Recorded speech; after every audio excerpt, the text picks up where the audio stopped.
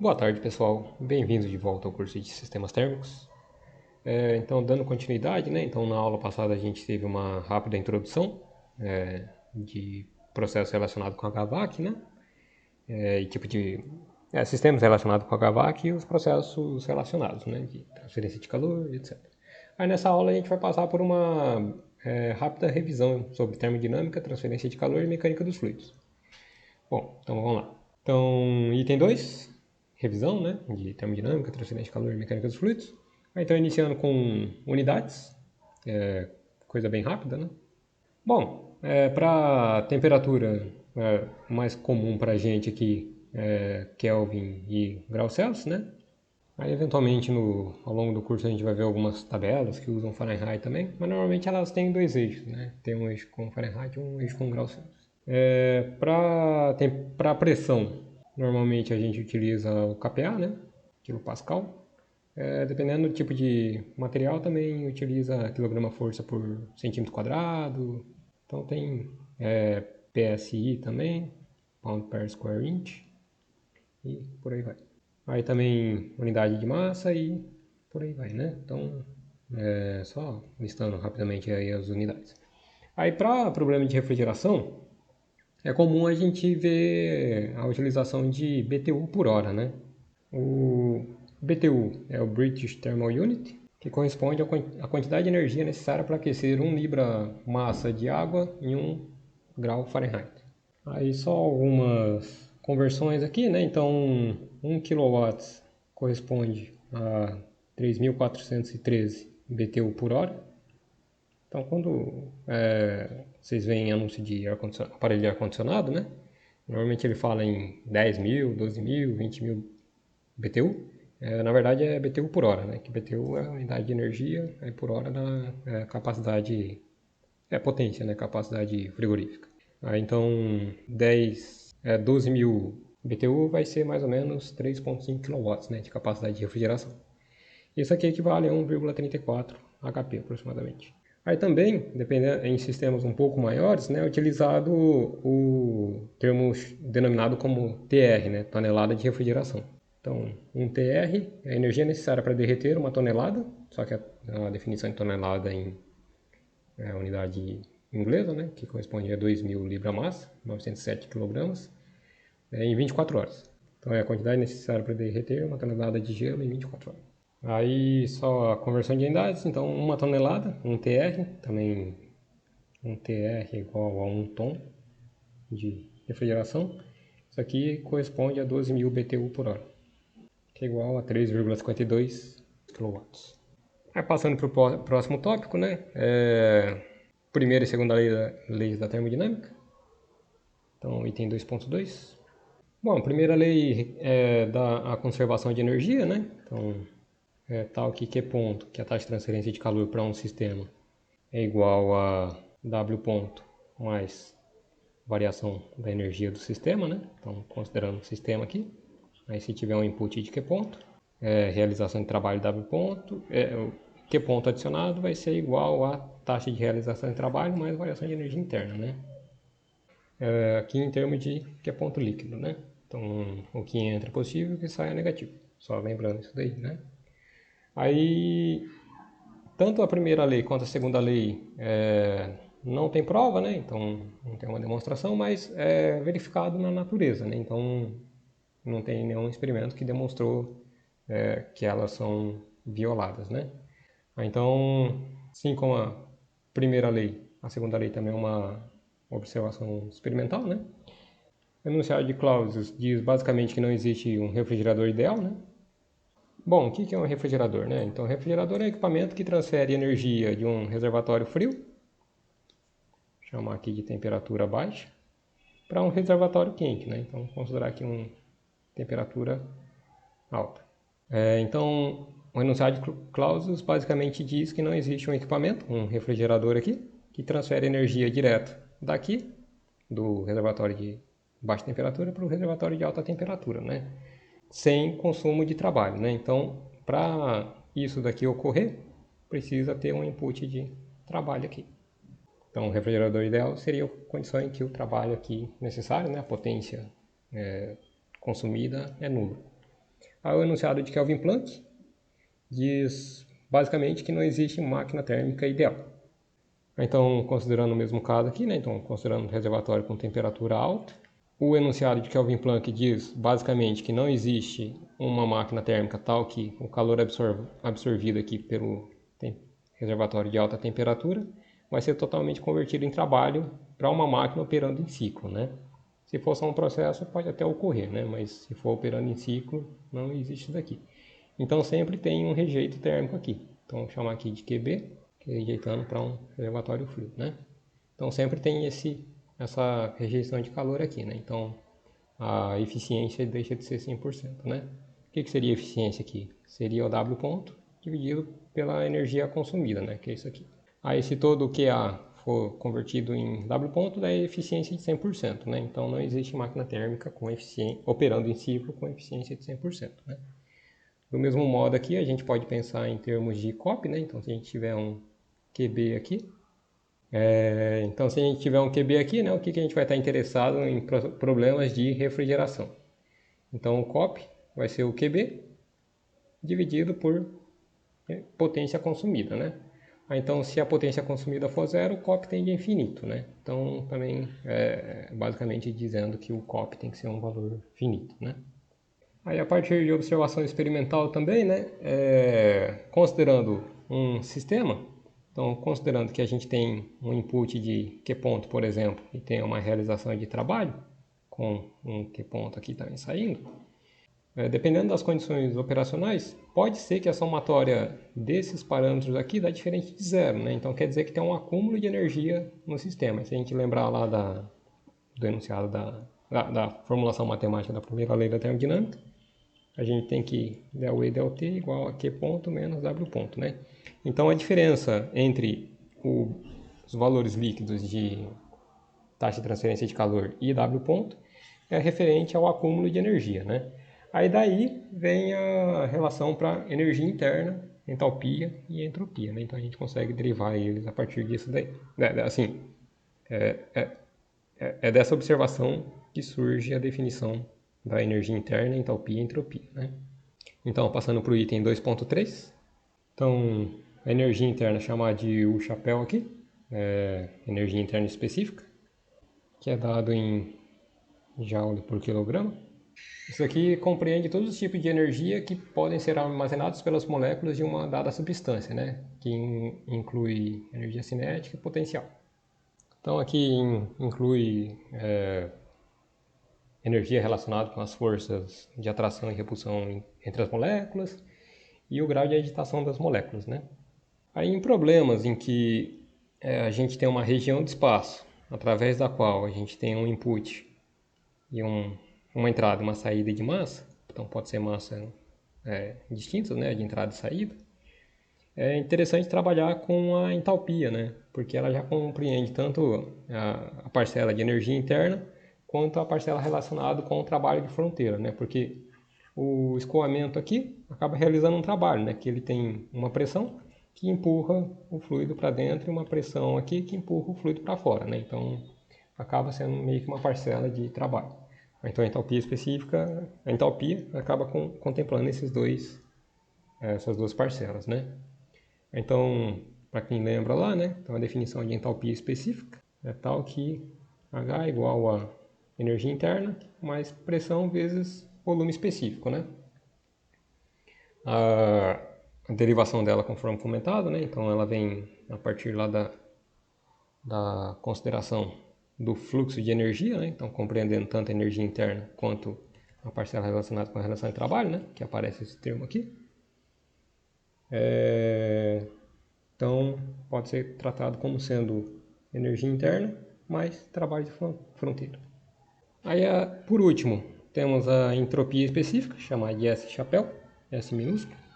A definição dela vem a partir da análise da segunda lei da termodinâmica, tal que o ds é igual ao diferencial da taxa de transferência de calor dividido pela temperatura na qual a taxa de transferência de calor ocorre, né? Na qual a transferência de calor ocorre, e onde o ΔQ aqui é definido para um processo reversível, né?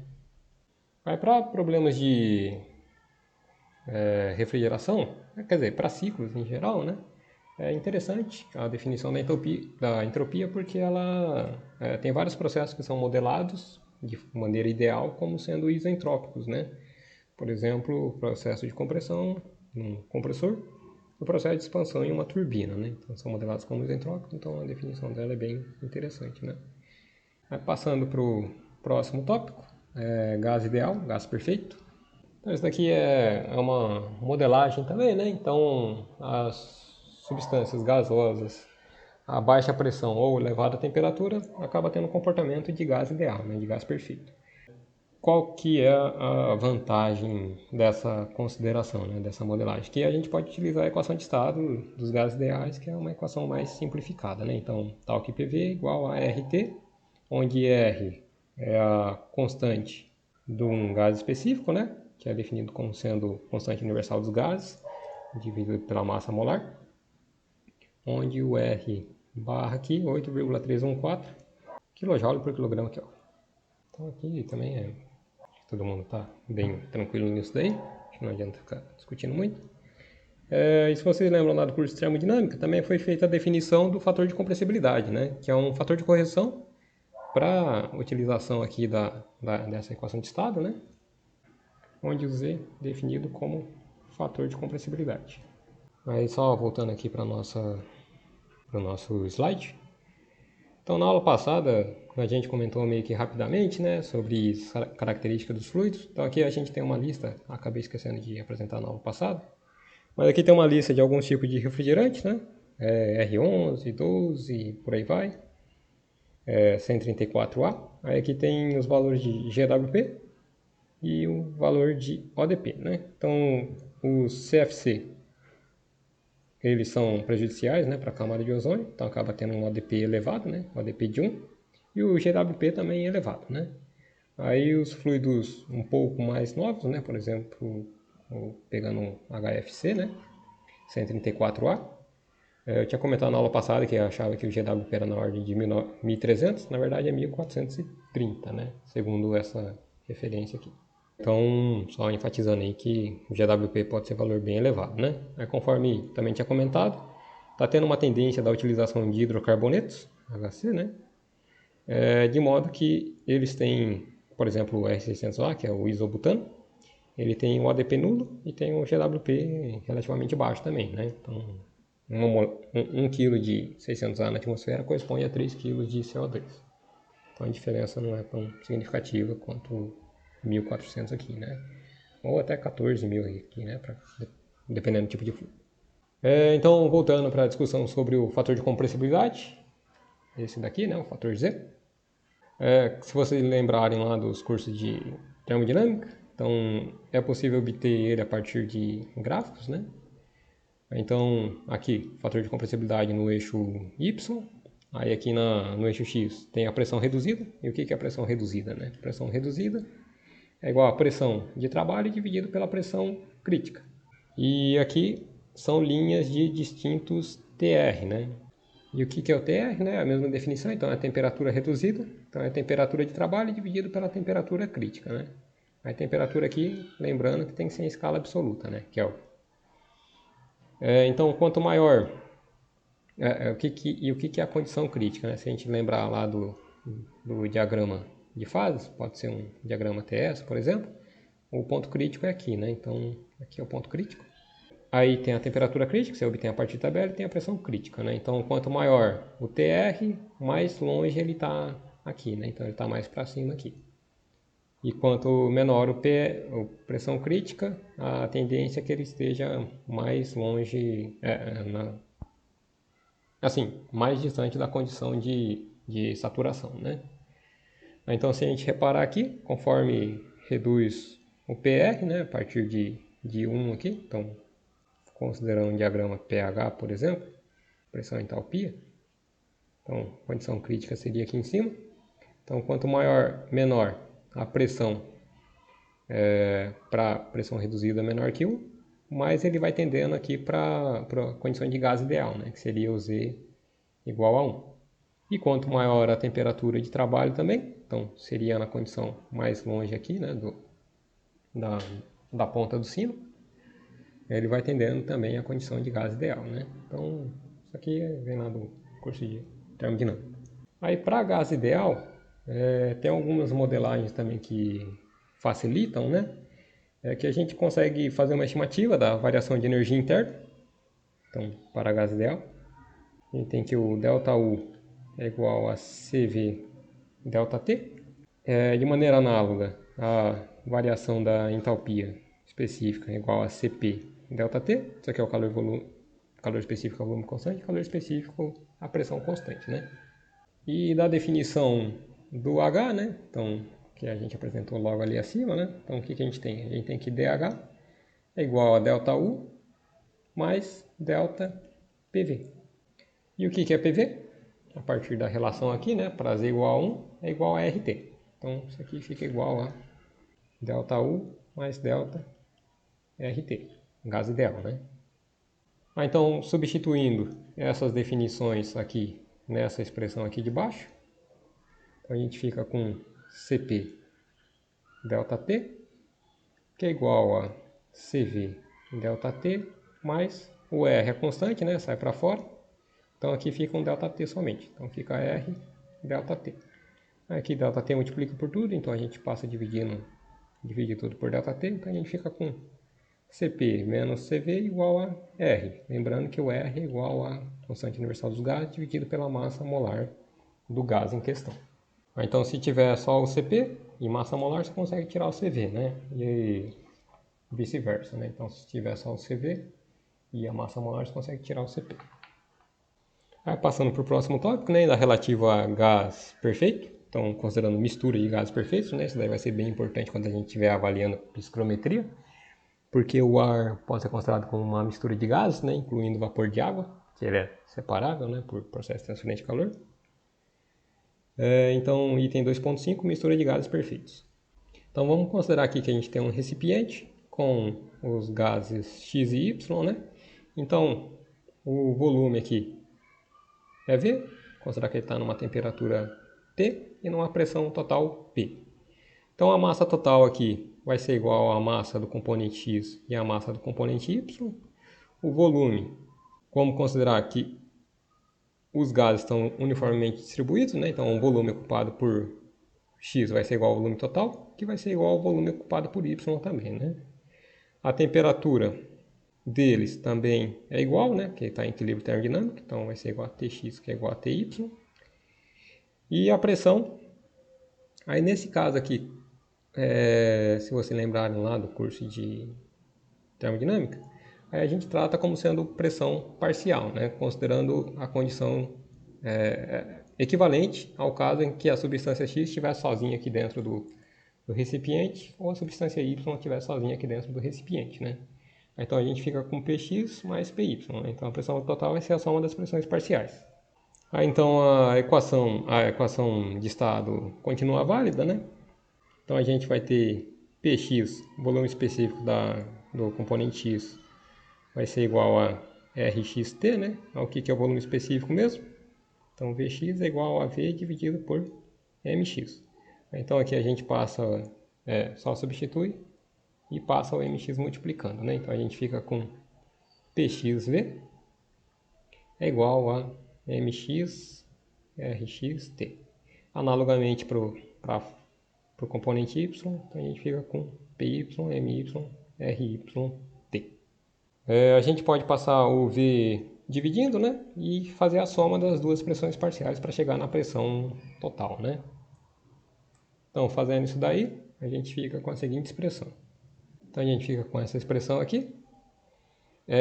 E isso daqui, supondo que a gente está interessado em obter uma constante equivalente, né, para a mistura, então seria a massa da mistura e a constante equivalente, né? Aí simplificando aqui os termos, então a gente chega no valor da constante equivalente, então a constante da mistura fica como sendo mx rx mais my ry, tudo isso dividido por m, né?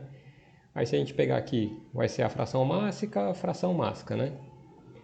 Então, se a gente considerar o ar atmosférico, né, então ele é composto de aproximadamente 78% de nitrogênio, 21% aproximadamente de de oxigênio e uma mistura de outros gases, né? Então, a constante dos gases correspondente para ele, né, seria 0,287 kJ por quilograma Kelvin. Então, para o caso do ar, né? Mas aí a gente vê no próximo subitem. De maneira análoga, né? Então, supondo que a gente esteja interessado em avaliar a taxa de variação de entalpia, por exemplo, né, da mistura, então chamar aqui de ΔH1. Então, isso aqui vai ser a massa total da mistura vezes variação da entalpia específica da mistura, né? Esse daqui é dado como sendo a massa do componente X, variação da entalpia do componente X, mais massa do componente Y, variação da entalpia do componente Y, né? E como é gás ideal, a gente pode escrever isso aqui como sendo Cp ΔT e Cp ΔT. Né? Então a gente fica com Mx, Cpx ΔT mais My, Cpy ΔT. Aí supondo que a gente está interessado em um Cp da mistura M ΔT, né, para igualar com esse cara aqui, a gente consegue obter um Cp da mistura, né, um equivalente. Então vai ficar análogo ao caso da constante de gases, né? Então a gente fica com CPM, Cp da mistura, como sendo Mx Cpx mais My Cpy, tudo isso aqui dividido por M, né? Então aqui a gente fica com a massa, fração mássica, fração mássica, né? Então conforme comentado, né? Então para ar que é aproximadamente 78% de N2, 21% de O2, com outros gases, né? Fazendo essas ponderações, acaba chegando que a constante dos gases é 0,2870 kJ por quilograma Kelvin, né? Aí o Cp depende da temperatura de trabalho, né? Então tem uma variação da temperatura correspondente com uma variação significativa dependendo da temperatura, principalmente, né? Eventualmente tem algum efeito da pressão aí, mas não é muito significativo, né? O principal é a temperatura. Aí se vocês verem lá no livro, aí vai ter uma discussão adicional, né? Falando sobre o fator de compressibilidade para ar quando ele trabalha com pressão elevada ou temperatura reduzida, né?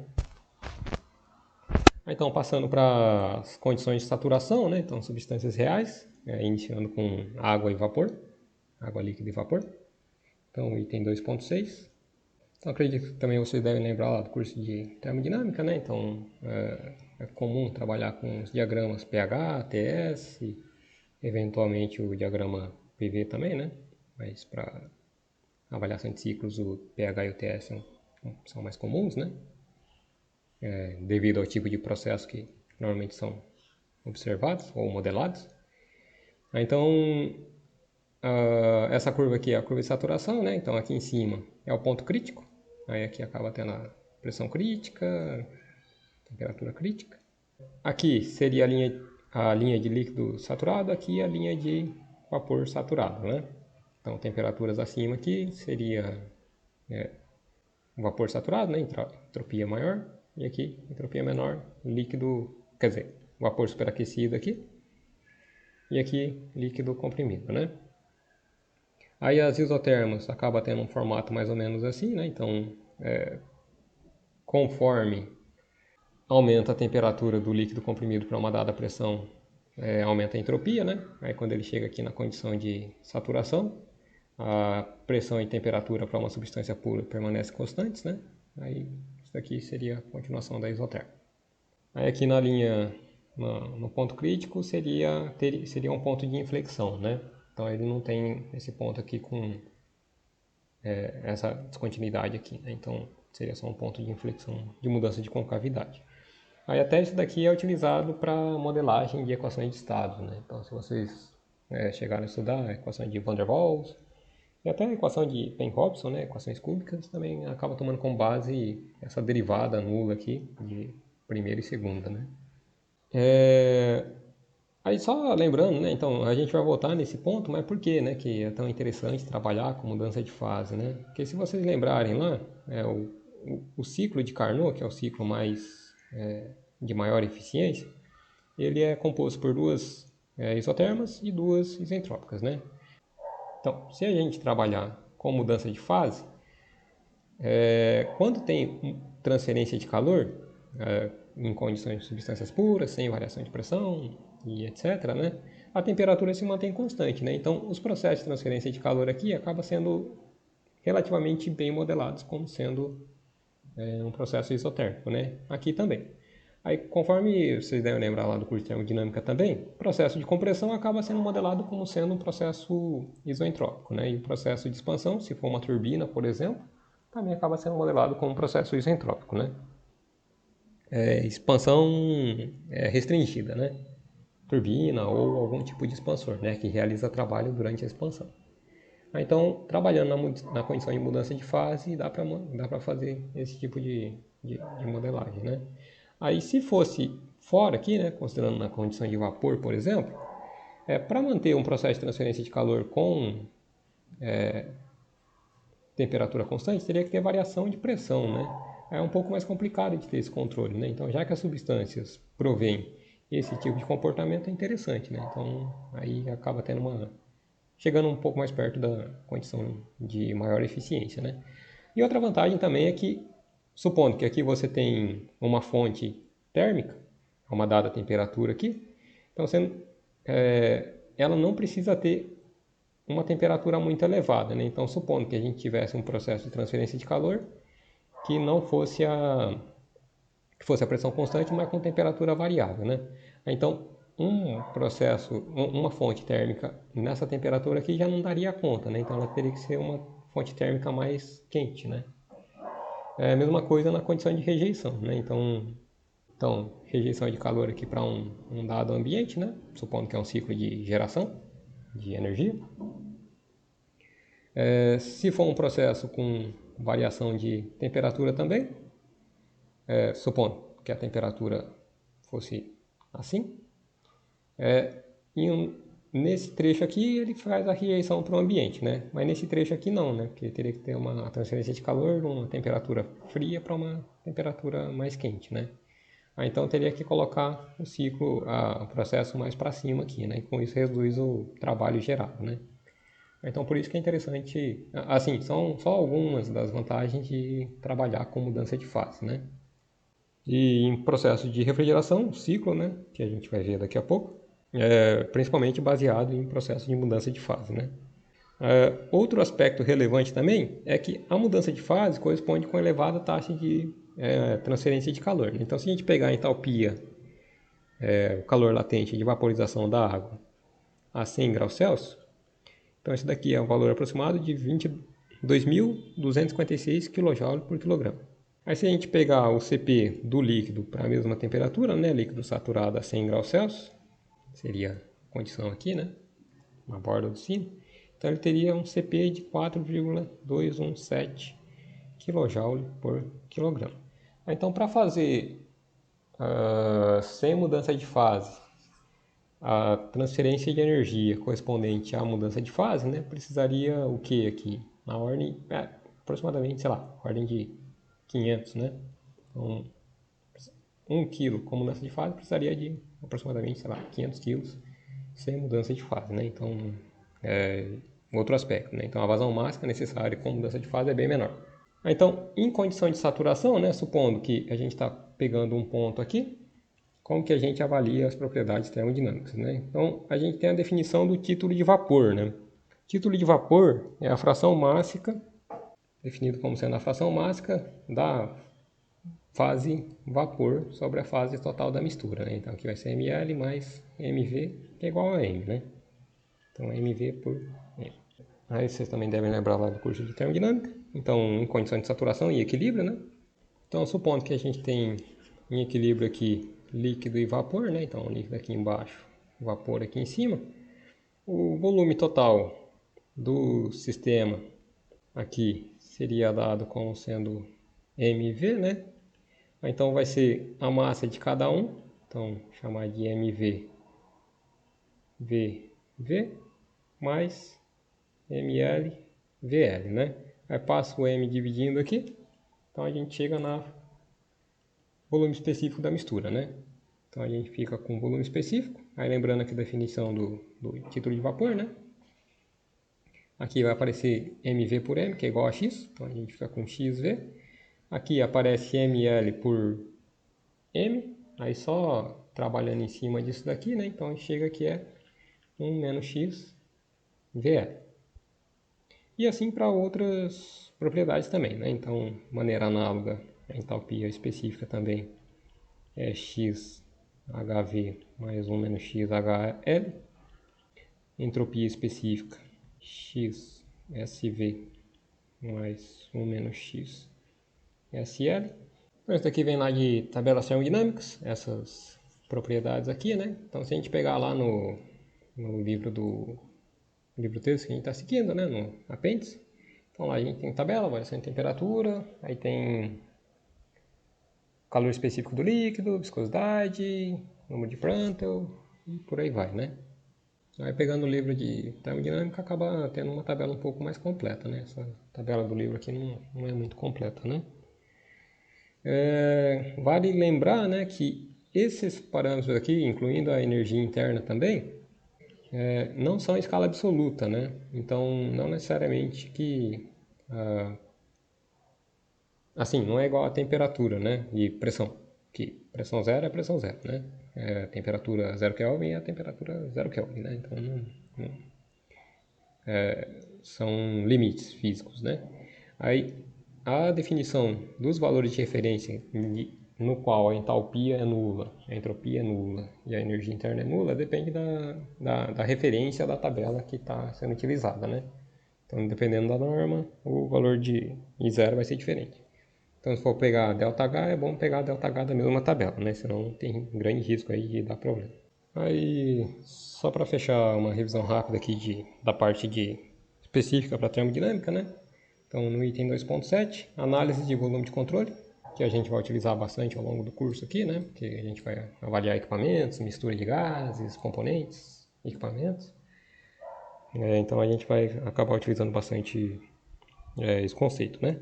Aí tudo parte do teorema de transporte de Reynolds, que fala que a taxa de variação da propriedade extensiva do sistema é igual à taxa de variação temporal da integral ao longo do volume de controle da propriedade intensiva, mais o termo de fluxo, né? Ao longo da superfície de controle do fluxo da propriedade intensiva. Aplicando isso daqui para a primeira lei da termodinâmica, aqui do lado direito, do lado esquerdo, né? Na verdade. Então a gente fica com Q ponto menos W ponto ao longo do volume de controle, que é igual a ΔT, integral ao longo do volume de controle. Propriedade intensiva acaba sendo a energia específica, né? Então tem energia interna, energia cinética e energia potencial. E a integral do fluxo ao longo da superfície de controle. Aí aqui apareceria também o termo de energia interna, né? Só que aí tem um termo de trabalho relacionado com a fronteira, conforme tinha comentado. Aí acaba aparecendo um termo de entalpia, né? Aí tem um termo de energia cinética de novo, GZ ou VDA. Aí você também deve lembrar lá do curso de termodinâmica, né? Então, por exemplo, trocador de calor, variação de energia, normalmente ele opera em regime permanente e variação de energia cinética potencial desprezível e não tem realização em trabalho, né? Então já simplifica, então fica aqui ponto é igual a m ponto ΔH. Para a bomba, por exemplo, né? Então, taxa de transferência de calor desprezível, a taxa de transferência de calor também é pequena, aí aqui abre como sendo esse termo, né? Então também não tem variação de temperatura, acaba cortando esse cara aqui. Aí consegue fazer uma estimativa da potência de bombeamento com base em ΔP, né? Considerando que o volume específico do líquido é aproximadamente constante. Então, a partir disso aqui, consegue fazer vários tipos de análise, né? A gente vai voltar a essa relação aqui várias vezes ao longo do curso. Então, para não ficar muito longo, parar por aqui. Aí no próximo vídeo a gente continua com uma revisão. Então, a gente vai entrar em conceitos de transferência de calor, né? Falando de condução, convecção, radiação, coeficiente global, incrustação, trocador de calor. E a gente fecha a parte de revisão, né? De preparação de fundamentos para o curso. Então, até daqui a pouco.